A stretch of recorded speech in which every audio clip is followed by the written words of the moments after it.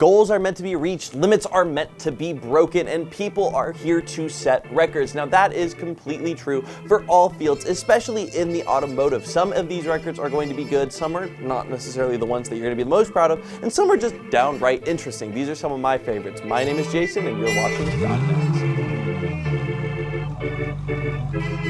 Most people I know say that they're going to drive their car until they absolutely can't anymore. It doesn't matter how many miles, it could be 200, 300,000, but they just know that they're going to hit a certain point where it's just not worth the maintenance to keep that car going. But one man decided that he was going to be a little bit different. Irving Gordon decided that he was going to push his 1966 Volvo 1800S to the absolute limits by putting 3.2 million miles on his car, which is absolutely insane. The amount of maintenance and work done on that is incredible and is now a world record holder with barely anyone able to compete. The next closest person to him has about 2 million miles on their car, so I think he's safe in his spot for a little bit longer. Now let's just say that you won the Powerball lottery and you have $100 million to your name. I mean, you're feeling pretty great. You want to treat yourself to the most expensive car you can find.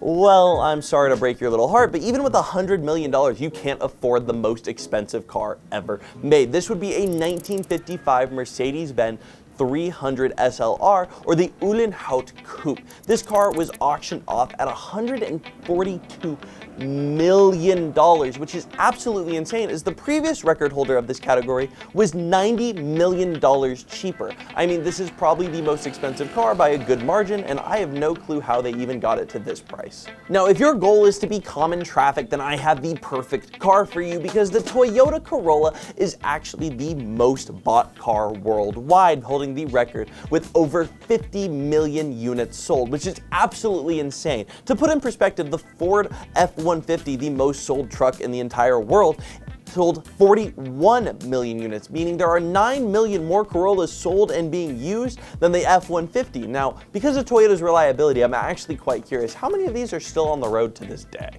Now, finding what the worst selling car of all time is kind of hard, because you can't actually do it, because if a car is made and there's two of them and you sell one, then it has a 50% sell rate, but that doesn't add up. Or like, if you go by units, some cars produce less, but they're still a hit, or they're limited edition or whatever. So we kind of tried to find something that fell in the category of meant to be sold to the masses and didn't do so well. So our honorable guess at what the worst selling car of all time is going to be the Ford E-Diesel. This car, in its 3-year span, did not sell well, under 3,000 units sold, and pulled off shelves almost immediately, making it a pretty good candidate for what the worst selling car of all time is. Now, if you like adventure, this may be the record for you to actually sit down and try to beat. All you're gonna need to do is off-road for over 1,400 kilometers, and if you don't know what kilometers are, then we'll put the conversion up there, because, you know, it's hard being an American, you know how it is. But this is an absolute insane record accomplished by Top Gear South Africa. They drove 1,480 kilometers in one off-road adventure, netting them the world record through Guinness, and it's absolutely insane. I don't see a world where you can really beat this, because I don't think there's that much off-road unless you go to somewhere like South Africa. Now, if you guys think there are any cooler world records out there, I guarantee we can find some more, so if you like it, please let us know down in the comments below. Leave a like on the video, and we will see you in the next one.